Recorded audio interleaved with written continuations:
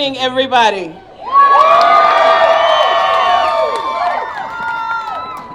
My name is Melody Graves, and I am a resident of Amarillo, Texas.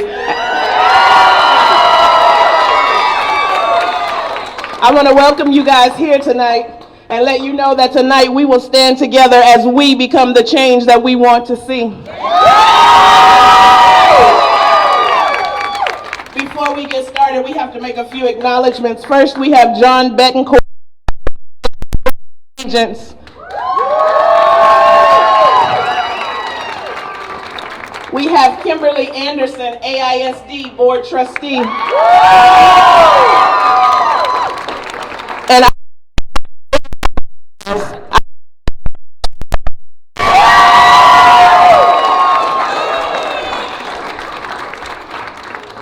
when they speaker for tonight, my heart stopped as I sat and watched months ago. His words still ring in my heart. That's for Republicans, but we are humans. And it is time that we get back to that, because if we are humans at the end of the debate, we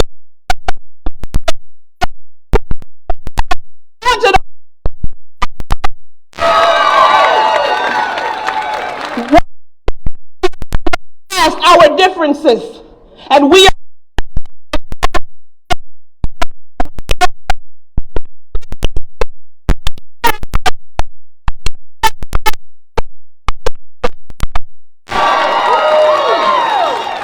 tonight, you got history being made.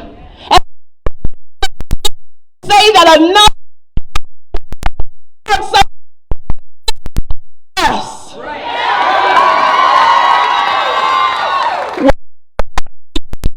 Have to choose someone who will speak for those who have have to stand up painful. You have all and the things that they know.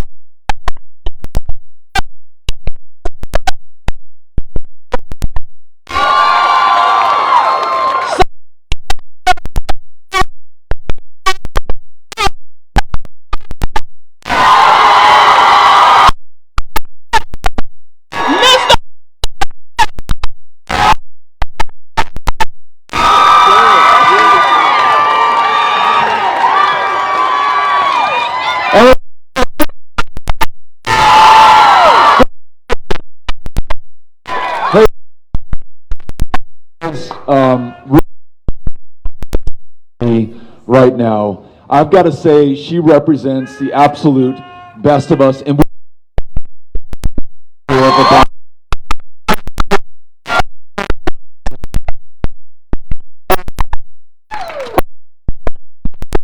pilots who have been traveling across the Panhandle, much of North Texas with me. This is my wife.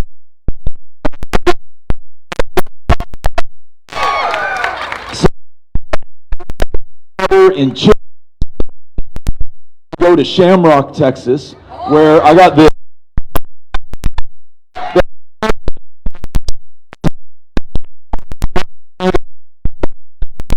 celebration.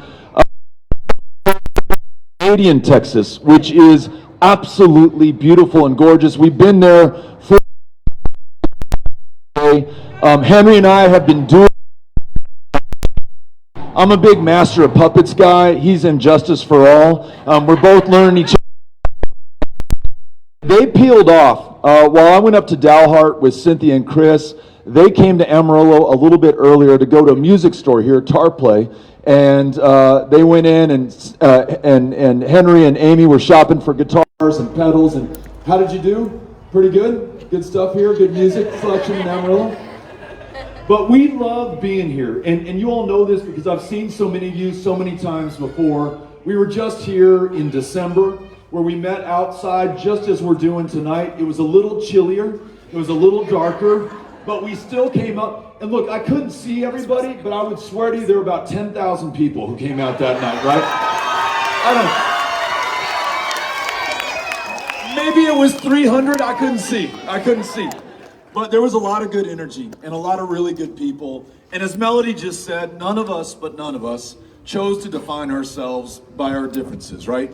By who we voted for president last time, what party we might belong to, what part of the state we actually come from. I mean, as far as we're concerned, you all are East Texas, where we live in El Paso, right? But we don't let that stand in the way. We understand that we have far more in common that could ever separate us going forward. And we have some really big things that we want to do, and we want to do them together because it's about the only way we're going to be able to make them happen. Let me give you one. I want to make sure that the absolute best jobs created in the United States of America are found right here in the state of Texas, right? Can we agree on that? You do not have to be a Democrat. Certainly, if you're a Republican, you can agree that if you're working full-time, you should not have to work a second or third job just to make ends meet. You shouldn't have to depend on public assistance. You shouldn't be sleeping on the streets or in a shelter tonight. We know that far too many of our Texans earning $7.25 an hour cannot make that living wage that they need to keep a roof over their head, food on the table, provide something for their kids if they want to pick something up at the music store. We need to make sure that the jobs that we are creating are good jobs, that they pay that living wage and they provide that purpose and that fulfillment that we're all looking for in addition to that paycheck. When I was here in December, I got a chance to go to Amarillo College. And what you all have right here in this community is really a jewel throughout the state of Texas. The skills that people are learning right now, the education that they're getting, the fact that Amarillo College is not only providing instruction in the classroom, there is childcare for young parents who want to make sure that they can attend this school while their kids are taken care of. Amarillo College served as a food pantry for the community when people were struggling with job losses and could not make ends meet. And it's also going to make sure that this community and the citizens who live here are competitive for these high wage, high value, high skilled jobs. Let's have more of that and do it everywhere across the state of Texas, right?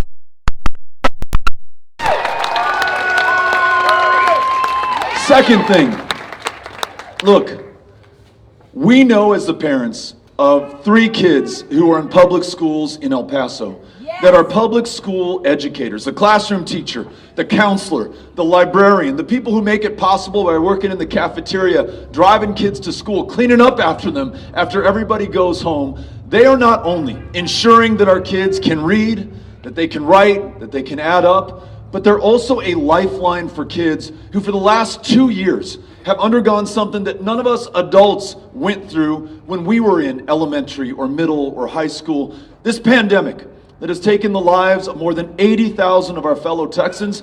Many of those kids lost a grandparent or a mom or a dad. Maybe their folks lost a job while that recession was taking place here in the state of Texas. They lost 2 years of classroom learning. And right now, those teachers are literally keeping so many of them alive. In addition to the instruction, they are making sure those kids can make it through. And I want to make sure that we, the people of Texas, have the backs of those educators who are so underpaid that they too are working a second job right now. Let's increase their pay by a minimum of $7,500 a year more going forward. In a year like this one, where we've seen too much pressure, too many high stakes, let's cancel the STAR test because that will do nothing to adequately measure where those kids are or what they need. And let's ultimately replace it by listening to teachers about how we best understand what the kids in that classroom need. Use standardized testing more as a diagnostic than something that is punitive against those teachers and schools and principals. And to our retired teachers out there, you have not had a cost of living adjustment since the year of our Lord 2004. When I am governor, you are going to have one every single year going forward. How can we expect the next generation of teachers to come into the profession, if we're not treating their grandparents and parents with the dignity and respect that they are owed and that they have earned, when I'm governor, we're making public education job number one in this state.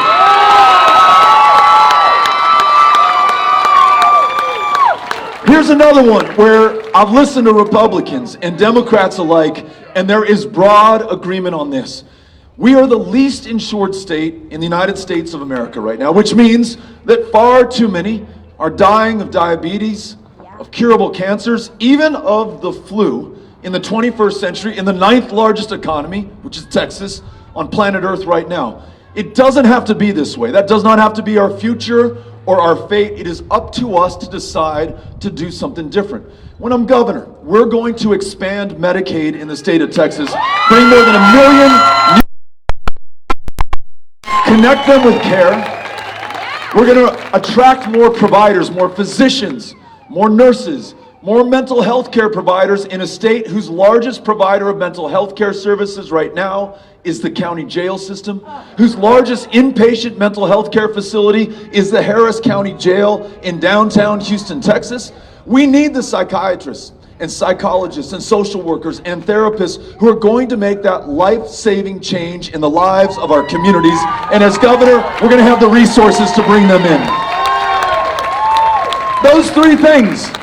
Listen, we are already way too divided and fractured and polarized in the state of Texas and really in the country at large right now. We don't need any more issues to separate over or to pit us against one another on. We need to find that common ground. And I'll tell you what, even those folks with the nice flags over there, they can get behind great jobs, world-class schools. Right? These are... And listen, imagine if we had a state government and a governor who was more interested in how we take care of one another, in the goodwill that we can generate, in the compassion that is our birthright as Texans, than in the hatred and the fear and the extremism that we're seeing right now. I mean, imagine this. Instead of fixating on transgender kids in the classroom, what if we fixed Child Protective Services and looked out for the foster children? There are today 30,000 kids in the foster care system, and in just the last 2 years, while Greg Abbott has been governor, 23 of them have died within our custody and care. Hundreds of them have been trafficked for their bodies. They are the most vulnerable among us, and right now they are sleeping in the hallways and on top of the desks in Child Protective Service offices all over the state of Texas. Let's hire more CPS caseworkers, pay them better. Let's make sure there's real accountability. Let's stop privatizing our foster care system in the state of Texas. And let's invest in the well-being of these families so we can keep those kids in place where possible, or place them with somebody in their family when we can't keep them with mom and dad. These are things that will allow us to save lives and do better. Here's another one. How about instead of criminalizing reproductive health care in the state of Texas, we trust every woman to make her own decisions about Texas.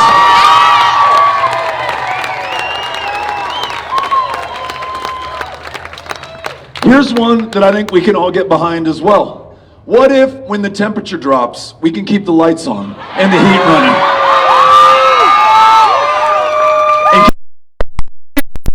And damaging our homes.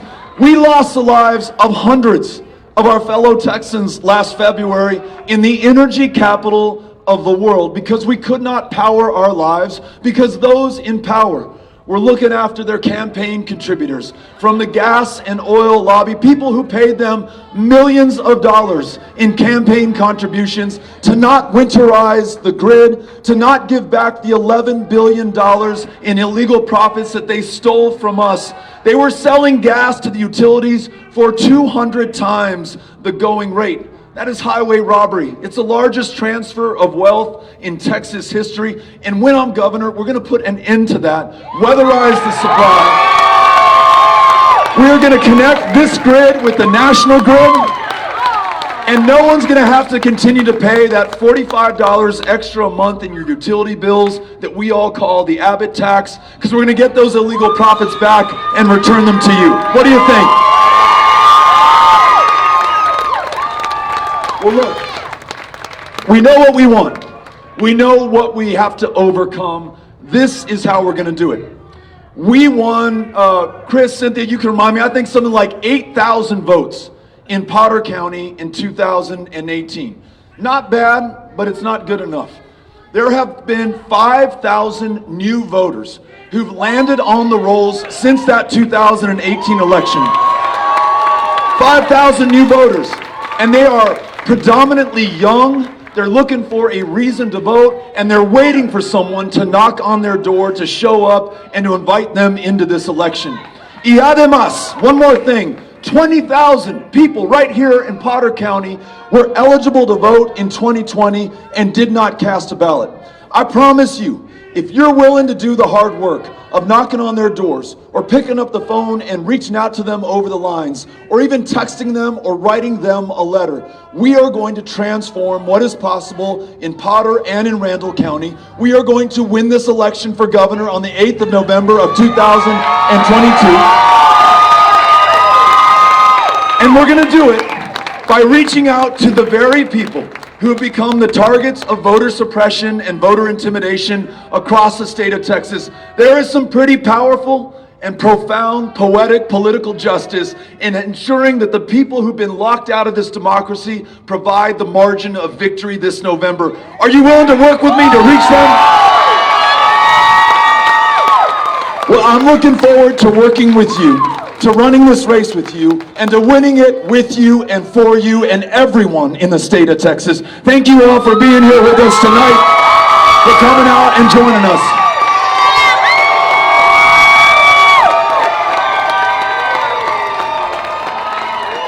We're going to do this. We showed up with a bonus microphone.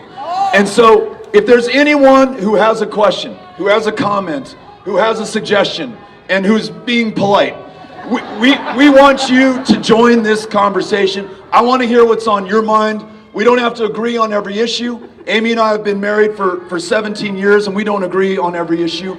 But we can have a civil conversation and show these folks how it's done. Okay, so if you have a hand up, and this is going to be our first question right here, Cynthia will bring you the microphone.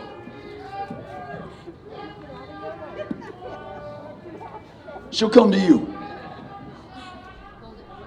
Okay. I know you don't remember me, but it's been several years. But we had a town hall. And at Austin Middle School? I don't remember, but I'm a little older now. That's all right. But I had asked you about the Electoral College. And I got a text from, I guess, your people, and they told me that you were still working on the question I had asked you, and I haven't heard anything else. Well, but I know you probably don't remember the question. If I remember, and if that was at Austin Middle School, not only did you ask about the Electoral College, but you or someone you were with told me that this was going to be one of the first elections that they were voting in, or they had not voted in a long time. That was you. Okay. I never voted. You'd never voted. That's right. Okay, so I remember you. I remember you from that 4 years ago. Thank you for coming back. I think that's great. So on your question about the Electoral College, listen, there were some things that we got right back in, the 18th century when we set up this democracy. And there were some things that we got badly wrong, including the fact that when we started, only white men with property could vote. One of the other mistakes we made is that we decided that we would not choose the president through the popular vote, but that we would give power to states based not on their population, but just based on a compromise we're making on other issues, including whether human beings could be owned in the United States of America. Now, we've done away with some of the worst of those compromises and agreements that we made back then, but we still have not addressed the Electoral College vote. When I'm governor, I'm going to enter the state of Texas into the popular vote contract so that whoever wins the popular vote in the United States of America will be the next president of the United States of America. Thank you for asking the question. All right. Listen, even if it takes me 4 years to answer your question, I will answer your question. So, thank you. Here we go. I see a hand up over here. Hold the mic nice and close. Hello. Hi. I've been working at the Texas Department of Criminal Justice for the last 4 years. We are severely understaffed, severely under budget, not just with correctional officers, admin, but even the offenders that have been incarcerated. Governor Abbott stole a large chunk of budget that was meant to go to the correctional division to retrofit it for the border wall of Trump's. Right now, just Clements unit alone is terrifyingly understaffed. Like, it would make you shake in your boots, like how understaffed it is. And I know a lot of my coworkers out there are die-hard Republicans, but they're pissed at Abbott for stealing the money that would keep us safe. So, could you help with any of that? Thank you for asking the question. You're absolutely right. The folks that you're talking about have had money stolen from them that was going to help ensure their safety and the safety of the people that they are responsible for. And it was sent to be part of a solution in search of a problem. A wall that will never keep out those who are fleeing brutality and injustice half a world away. A wall that is a poor substitute for what we really need, which is comprehensive immigration reform that should be led by the state of Texas, right? When you add to that this governor has, with 10 days notice, activated 10,000 members of the Texas Guard and deployed them to the border for an entire year, forcing them to leave their families here in Amarillo, their kids, their jobs, their careers. Cynthia, sorry, I'm trying to see. And doing it at extraordinary cost to the people of Texas. That's also something that we're footing the bill for at the end of the day. So I want to make sure that when we're talking about the border, that we focus on order, on rule of law, on improving our laws so they reflect our values and our real needs here in the state of Texas, but not bankrupting the state for political theater or putting those Guard members' lives on the line. 4 of them have taken their lives so far just in the last 5 months. 2 more have died in accidental deaths, none of them taken by undocumented immigrants coming into this country. So let's not only keep that money within your department, but let's make it a little bit easier on you by legalizing marijuana and stop arresting people in the state of Texas for possession of a substance that is legal in the rest of the country already. We would save in Texas $500 million a year that we are spending to lock up people for having possession of something that's legal almost everywhere else. When we were at our town hall in Canadian today, a gentleman came up to me and he said, you know, you're talking to a convicted felon. And I said, all right. And he said, it is so hard for me to do some of the things that you take for granted. I have to check a box on every employment application form. Really hard for me back in the day to get a student loan. He's a barber, and just getting his licensing has been such a challenge. He said, you know when I got that conviction? 1970. For possession of marijuana. So not only are we going to legalize weed in the state of Texas, we are going to expunge the arrest records of anyone who has served time for marijuana in the state of Texas. So thank you. Hi, Bethel. Hi, Bethel. My name is Jessica. I'm a 5th grade math teacher here at, in Amarillo. And I wanted to thank you for noticing our hard work. And I don't know a lot about politics. I don't understand a lot of things, but I do understand that you inspire me, and I appreciate everything. I absolutely love your heart and your family's heart as well, and so thank you. Thank you so much. Thanks for coming out, and thank you for your public service in the 5th grade classroom. We appreciate that. Hi, Beto. My name's Margaret, and I would like for you to clarify your position on gun control, or what's going on with that right now with you, and what is the stance? Can you speak to that, please? Absolutely. So the question is about the Second Amendment and what is my position on it. First of all, I believe in it, and I know as Texans we can defend the Second Amendment while still doing a better job to protect the lives of our fellow Texans. There are some common ground, common sense ideas that as governor I want to start with, because I know that gun owners and non-gun owners, Republicans, Democrats, I bet you almost every one of those people there can agree on, like universal background checks so that no matter where you purchase a firearm, we do some basic vetting to make sure that you're not going to be a danger to yourself or to anyone else. As you all probably know, in 2019, there was a gunman who tried to purchase a firearm in Midland from a licensed gun dealer, couldn't pass a background check, but under Texas laws was able to purchase through a person-to-person private sale a firearm that he turned around and used to murder 8 people in that community. Universal background checks could have stopped that. Things like safe storage laws or extreme risk protection orders, those can also save lives. But listen, I want to address something that's probably on your mind and certainly on the minds of those folks over there. I don't think, and I know this is not held by every single person as an opinion, I don't think that anyone in civilian life should have an AR-15 or an AK-47. I know that there are people among us who have AR-15s and AK-47s, and they use them responsibly. They never use them against another human being. But what I have to tell you is that those weapons were originally designed for use on a battlefield. And that high-impact, high-velocity round, it destroys everything inside of you. You bleed out before they can get to you and save your life. And we know that because we've seen this across Texas. 4 of the worst mass shootings in the last 5 years in American history have taken place in this state, right here in the state of Texas, and not too far from where we are right now. So I know that we can do better on that count. I know that we can also honor the proud and long tradition of responsible gun ownership for self-defense, for hunting, for collection, for sport. And we can also do this.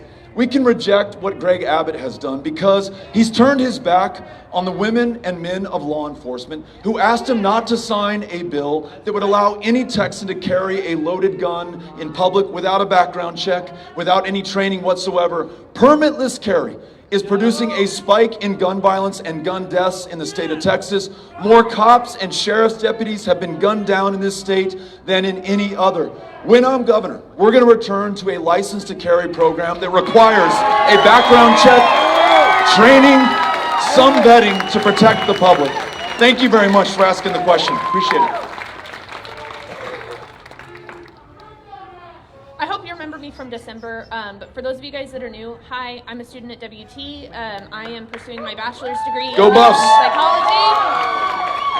And I want to specialize in counseling for the LGBTQ community, especially youth and adolescents. So I want to know what very specifically you would do with CPS to protect those transgender folks, working with the It Gets Better project that I spoke to in Austin last week. Yeah. First of all, thank you for what you're doing, and thank you for the choice that you've made in your career. Obviously not for the money or the fame or the glory. Probably one of the toughest jobs we can ask anybody to do, and you're willing to do it. So thank you for that. The governor has extraordinary power to give voice to the values of the people of Texas. And when I'm governor, instead of trying to make us afraid of one another or which bathroom whichever kid is going to go into or who's going to play which middle school athletics, we're going to remind everybody that this is a big state and it's big enough for all of us. And we are proud of the people who comprise the state of Texas, every single one of them. And for those who don't know, and I know you know this because you're referring to it, but if you don't know this already, it's going to be hard for you to believe. In the midst of this crisis within CPS, where not only do you have kids sleeping in the offices, they are dying on our watch, they are being trafficked under our care. 200 kids plus trafficked under the custody and care of the state of Texas. While that's going on, the governor has chosen to criminalize being transgender and has asked physicians and school teachers to report the families of transgender kids in the state of Texas for child abuse. And just so you know what happens, if that investigation is sustained in the accusation of abuse, not only is that transgender child taken away from their loving parents, but so is every other kid in the household. And so the question was asked, what are we going to do different and do better for these kids within our care? Well, first of all, we're going to stop vilifying and demonizing transgender kids. We're going to be there for them when they need that help. We're going to make sure that we acknowledge that their parents are going through a really tough time, and we want to have the support there in the form of you and others who are willing to offer it to make sure that they are okay. And then furthermore, on the larger issue of the LGBTQ community here in the state of Texas, right now, in the year 2022, it is legal to fire somebody for being gay. It is legal not to hire somebody for being gay. When we have this crisis in foster care, it is legal to deny placement to a same-sex couple simply because they are gay. That is taking place in the state of Texas. Now, that doesn't reflect my values. I know it doesn't reflect your values. It does not reflect the values of the majority of us in the state of Texas. So our policies are going to be reflective of our values. We're going to make sure that you are at the table, given your experience and your choice of career, to make sure that you're helping to craft the laws that are going to help these kids instead of subjecting them to more abuse that they're taking right now under this current governor. Thanks for coming out. Appreciate it.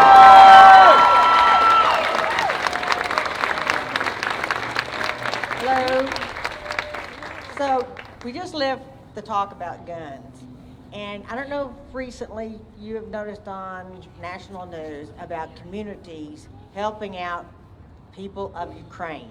Yes. For their safety. Companies making bullets, ammunition to send to them.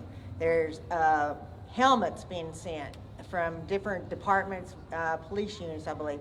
Also, in, I think, New York, I'm not sure, they're asking for people to donate their rifles, their guns, to send to those people for safety, to defend their country. So what do you think of that idea? I know it's hard for some people to part with their love of a rifle, but if they could help save a family by donating their rifles to be sent to the Ukraine, for those individuals to stand up for what they believe, what do you think of that? And would you support something like that if this is still going on? Hopefully not, after election. Thanks for asking this question. Listen, we were just in Dalhart, and a gentleman who came to the meeting was wearing a MAGA hat and being super respectful, asked a legitimate question of me. He said, listen, I know your position, Beto, on AR-15s, AK-47s. You say they're only really useful on a battlefield, but we use them here to hunt hogs. It's an invasive species, and this is the gun of choice for us. And I said, look, you got a point there, and I hear you, and I understand that, and I understand you're being responsible with it. But for the folks who wear these weapons of war as an accessory at public meetings like these, who threaten lawmakers by showing up on the steps of the Capitol, as if to say, vote my way, believe in what I believe, or else I will use violence. When we think about the fact that the citadel of American democracy was invaded by armed Americans on the 6th of January last year, and very nearly were successful in their attempt to overturn a lawfully, legitimately decided election, that only reinforces my view that the only place you should have these weapons of war is in an actual war or battlefield like the one in Ukraine right now. They actually need AR-15s and AK-47s right now to defend themselves. So thank you for the idea. We really appreciate it. Hi, Beto. I just wanted to thank you for, in 2018, inspiring me to major in political science. My question for you today is, as more multi-billion-dollar corporations continue to flee to Texas to evade tax fraud or evade more and more tax encryptions or workers' rights, how do you expect to prevent union busting and moreover tax evasion from Tesla and Starbucks? Yeah, great question. It's about the power of corporations in the state of Texas right now. We're grateful to you for asking it. I mentioned on the grid crisis that we had. It wasn't, Mother Nature was not God, it was not the weather. It was the people in the highest positions of power who could not be bothered with ensuring that the people could have the power when they needed it most. They were more interested in their high dollar campaign contributors who work for these corporations that made $11 billion in profit over 5 days while people in this state were literally freezing to death. And though those profits made were illegal, check out the Deceptive Trade Practices Act, the state statute that forbids charging exorbitant rates during a time of crisis in the state of Texas. The governor not only didn't try to get those profits back for the people of Texas, he took millions of dollars in campaign contributions from them. That explains the otherwise inexplicable. We need to make sure that we put people and human beings first before corporations or businesses or campaign contributions or donations to people who are in positions of public trust. Listening to people who were affected by the grid, listening to farmers in other parts of the Panhandle who say, Beto, I cannot compete against these large corporations. Listening to those whose companies have been consumed by corporate slaughterhouses right here in the Panhandle, in the great state of Texas, the mom and pop shops, the independents, the small business owners who've been driven out of any opportunity of success because the corporations wield too much power in Texas. And then for any one of you, which is all of you who do not like paying higher property taxes, part of the reason that you do in the state of Texas is that corporations have been able to find a loophole that allows them to not have to pay their fair share. We are losing out on about $5 billion in corporate property taxes each and every single year in the state of Texas. You can't afford the high-priced attorneys or the lobbyists who can argue your valuation and bring it down by hundreds of millions of dollars.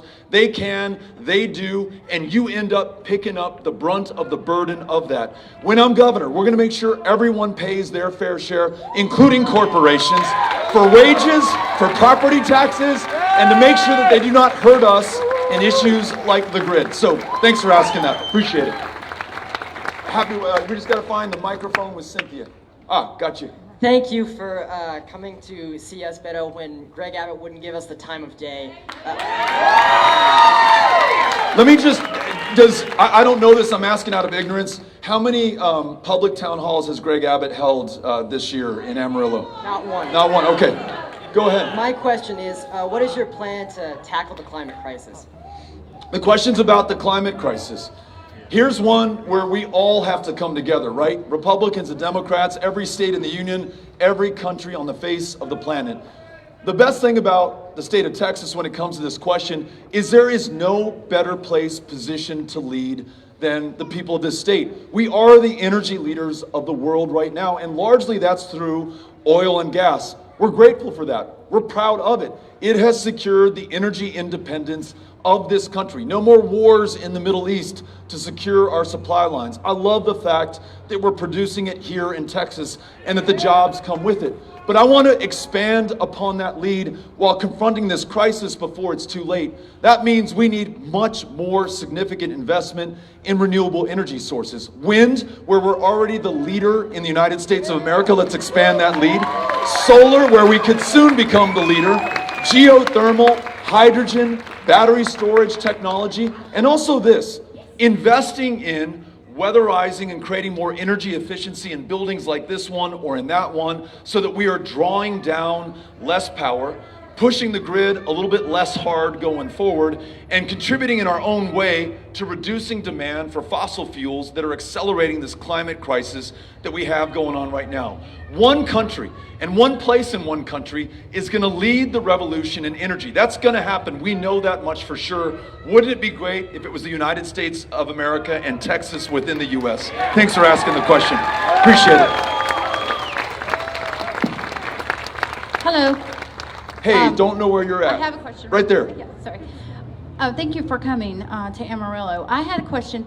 What is the best way to convince people to quit voting against their own interest, such as some women, some teachers, some law enforcement, some criminal justice, everybody in the state? We're voting against our own interest if we're voting one party because of that party's designation. Thanks for asking this question. So Amy can testify to this. We started yesterday in Weatherford, Texas. We went to Vernon, to Olney, to Childress, and then I told you the towns we were in today. At every single stop, someone came up to us and said, listen, I didn't want to come hear you. My girlfriend dragged me out, or my son made me come listen to you. I'm a Republican, never voted for a Democrat in my life, but I heard you talk about jobs, great schools, expanding Medicaid, and they would tell me their own stories. In fact, the Republican county chairwoman of one of the counties we were just in said, I love what you said about mental health care. I lost a sister to suicide because we didn't have that in-person provider. I love that you're talking about that. We are winning votes in every one of these towns where we show up. And so important that we never judge anyone by who they voted for last time or the party that they belong to or any other difference between us. We will not win this race with Democrats alone. We're going to need independents. We're going to need those Republicans who understand if we cannot get together at this moment and overcome these divides and this fracture and get after the big things like jobs, schools, and doctors, then we're never going to make it as a state. There are good Republicans out there. I was raised by my mom, a lifelong Republican, who I converted into a Beto voter, personally at the dinner table, convinced her, Mom, you got to do this one for me. She came through for us, but we all have that Republican mother, so to speak, in our lives. Let's listen to them and find out what's most important to them and connect them with this campaign and with the things that we want to do and say, listen, I heard Beto. This is my second time hearing him in the last 4 months in Amarillo, and he just keeps talking about jobs, being able to see a doctor, and great schools. Can't we get behind that? So that would be my advice. And then last thing, you have to be part of this. As Melody said, if we're going to get this done, we have to be the change. That means signing up to be a volunteer, knocking on doors, making phone calls, and reaching out to those voters. If you will do that with me, that will provide the answer to your question and the key to our victory in November. Thanks for coming out. Appreciate it. Thank you for being patient. I didn't think I had a question, but I do. What are your thoughts on working on safer patient-to-nurse ratios? Abbott has worked really hard to make it difficult for nurses to make a living wage. And so now nurses, myself included, are having to have like 7 or more patients, and you cannot give adequate care when you have that many patients. And so people are not getting the care that they deserve because we can only be in one place at one time. Thanks for asking the question. Thanks for what you do. My sister, at the start of the pandemic, was an ER nurse in El Paso, so I got some perspective from her as well, and I've been listening to nurses around this state. You're absolutely right. We have a severe crisis, a nursing shortage in Texas that's about 20,000 nurses bad. We, the people of Texas, have spent billions of dollars flying in nurses from other states, these travel nurses who are making 2 to 3 times what some of the nurses in Texas were making, doing the same work right alongside those same nurses who have been on the front lines of this pandemic, very often getting sick themselves and all too often losing their lives in the process. We've got to make this right. So what can we do better to get back to a 1-to-4 or 1-to-3 ratio instead of 1-to-6, 1-to-7, which is what I'm hearing across the state of Texas right now? We have a plan to bring on an additional 7,500 new nurses a year. We're going to do this by underwriting the education of these nurses. This young woman took on debt in order to have the privilege of providing care to us. We should retire her debt if she still has any outstanding.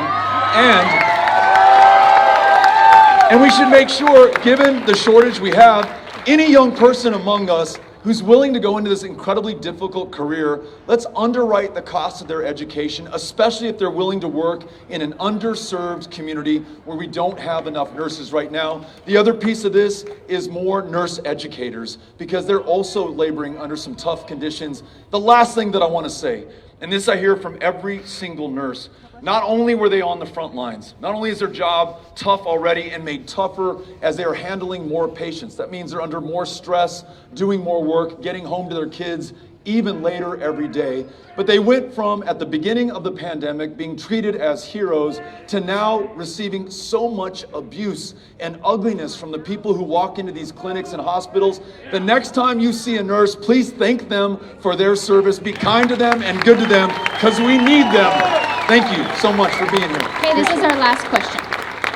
Hi, Beto. I'm Kathleen Brown. I'm running on the Democratic ticket to represent the people of the 13th District. Right on. Way to go. As you know, half of our district is made up of rural people. I live in actual rural Archer County.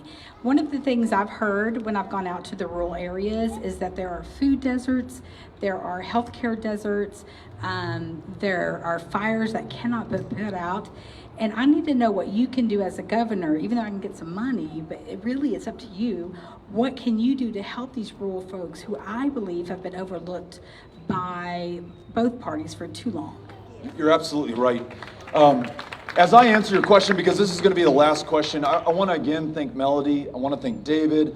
I want to thank Carol McDaniel, who has helped us today. She's helped us every time that we've come to Amarillo, going back to 2017. And I want to thank all of you for coming here. The question is, how are we going to deliver for rural Texas? Because Democrats have feared to tread. They have not been showing up in rural Texas, so Republicans don't have to show up either. And so people functionally are going unrepresented in their own government. Part of the reason that I was in those communities that I just described earlier today is because people deserve to be heard. Their voice should be part of their government, and I want to fight and earn their votes. And so I'm going to show up.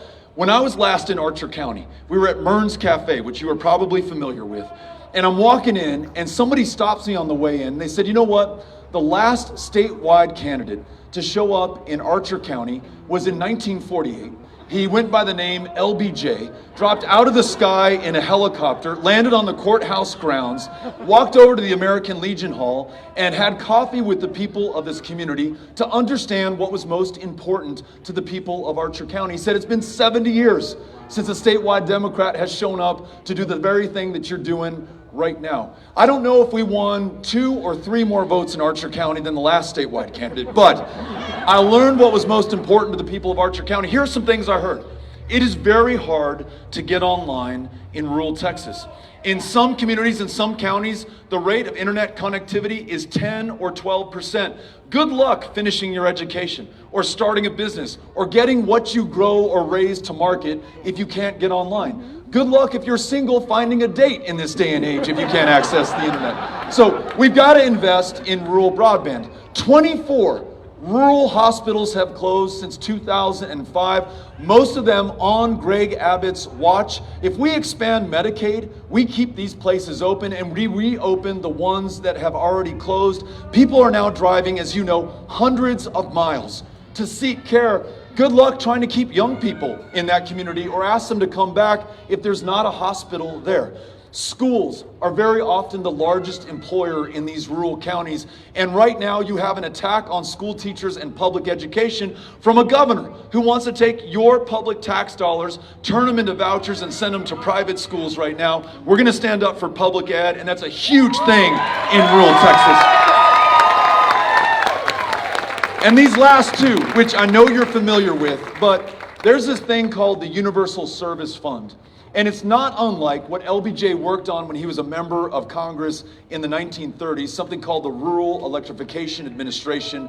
We wired for electricity the rural towns of Texas if they were willing to make an investment and join a co-op on their part. We met them halfway. There was a partner in the state and federal government for the rural communities of Texas. Well, there's a program now called the Universal Service Fund that underwrites rural telephone and internet bills.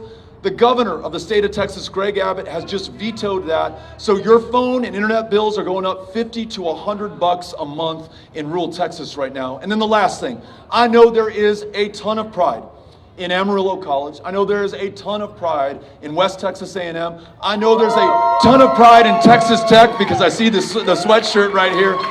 Guns up. So here's the kicker on this one. You all know about the Permanent University Fund. It takes the oil and mineral wealth of West Texas, the Panhandle, Amarillo, and Lubbock, and it ships it off to Texas A&M and the University of Texas at Austin. Now listen, we are fans of the Longhorns and the Aggies. We want them to do well. But UT today has the largest endowment of any public institution in the United States of America, and that wealth that created it started right here in Amarillo and the Panhandle. When I'm governor, I'm going to work with you as a member of Congress for this region to make sure that some of that wealth actually stays here and underwrites education at Amarillo College, at West Texas A&M, and in Lubbock at Texas Tech. That's how we stand up for rural Texas in Texas. Thank you for doing this. Thank you all for being here. We are so grateful.